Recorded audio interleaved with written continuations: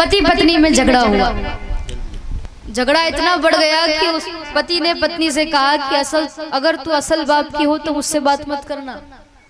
तो पत्नी ने भी कह दिया कि अगर तुम असल बाप के हो तो मुझसे बात मत करना। 1 महीना हुआ, 2 महीने हुए, 3 महीने हुए, बोलचाल शुरू नहीं हुआ। वो पत्नी भोजन बना के रख देती न, वो भोजन करता, काम पे चला जाता, फिर शाम को वो भोजन बना के रख देती, भोजन करती, सो जाती, पति काम से आता, भोजन करता, वो भी सो जाता। अंत तो गतवा ऐसे करते करते 6 महीने हो गए, बोलचाल शुरू नहीं हुआ। कितने महीने हुए? 6 महीने हुए साहब, बोलचाल शुरू नहीं हुआ। पति ने सोचा एक दिन के पत्नी तो मेरी है, बात करके देखता हूँ, बात नहीं करूंगा तो काम कैसे चलेगा। पत्नी के पास गया और कुछ बोलने ही वाला था कि वो बात बीच में आ गई कि पत्नी ने कहा था कि अगर तुम असल बाप के हो तो मुझसे बात मत करना। मैंने बात कर ली तो नकल बाप का हो जाऊंगा। तो पति ने भी फिर बात नहीं की, बात करने गया था पर कुछ बोला ही नहीं, ऐसे ही आ गया। थोड़े दिन बीते तो पत्नी ने सोचा कि चलो पति तो मेरे ही है, झगड़ा किस घर में नहीं होता, कोई बात नहीं, बात करके देखती हूँ। पत्नी गई, कुछ बोलने ही वाली थी कि वो बात बीच में आ गई। पति ने कहा था कि अगर तू असल बाप की हो तो मुझसे बात मत करना, और मैंने बात कर ली तो नकल बाप की हो जाऊंगी, तो नहीं, मैं भी बात नहीं करूं। दोनों पति पत्नी ने एक दूसरे से बात नहीं की। 6 महीने तक बोलचाल बंद रहा। कितने महीने तक? 6। एक दिन पति काम पर नहीं गया, छुट्टी थी, तो घर के बाहर बरामदे में ओटले पे बैठा था। ओटला सब समझे नहीं? हाँ, ओटले पे बैठा था। ओटले पे बैठे बैठे बीड़ी पी रहा था। कैसे पी रहा था बताऊं? ऐसे ऐसे ही पीते हैं ना बस आप। बीड़ी पी रहा था ऐसे बैठ के, तो और उसने कुर्ता पहन रखा था।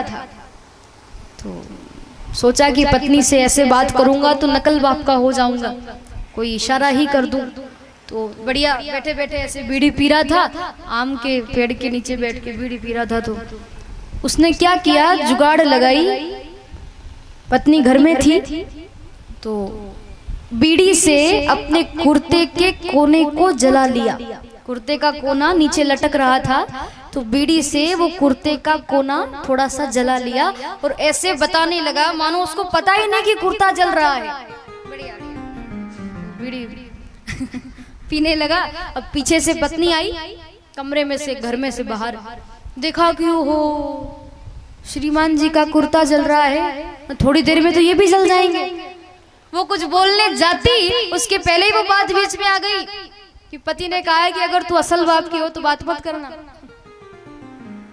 तो वो कुछ नहीं बोली। पति तो इधर मुंह करके बीड़ी पी रहा था और पत्नी दरवाजे के वहां इधर मुंह करके खड़ी हो गई और जोर जोर से चिल्लाने लगी कि किसी का कुर्ता जले तो मैं क्या करूं, किसी का कुर्ता जले तो मैं क्या करूं, किसी का कुर्ता जले तो जले, मैं क्या करूं। तो उस पति ने भी अपना कुर्ता बुझाया और कहा कि कुर्ता जला तो जला और बातचीत तो शुरू हुई। ऐसा होता है कभी कभी। यहाँ भी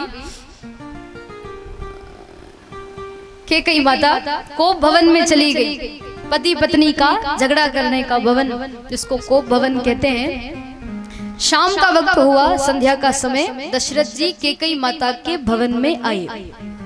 सांझ समय सानंद नृप गयहूं कैकेयी गेह, गवनु निठरता निकट किय जनु धरु देह स्नेह।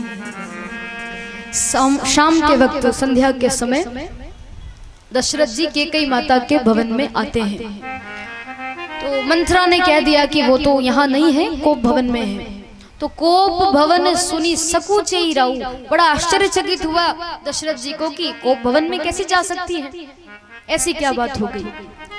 तो कोप भवन में भागते हुए दशरथ जी आए और कैकेयी माता गुस्से में बैठी थी, तो कैकेयी माता के पास आकर बैठ गए और जाई निकट द्रप कह मृदुबानी, जाय निकट द्रप कह मृदुबानी, प्राण प्रिया के ही हेतु रिसानी, ओ प्राण प्रिया के ही है तू रिसानी, जाई निकट नृप कह मृदुबानी, जाय निकट नृप कह मृदुबानी, प्राण प्रिया के ही हेतु रिसानी, ओ प्राण प्रिया के ही है तू रिसानी, के ही हेतु रिसानी, के ही है तू रिसानी।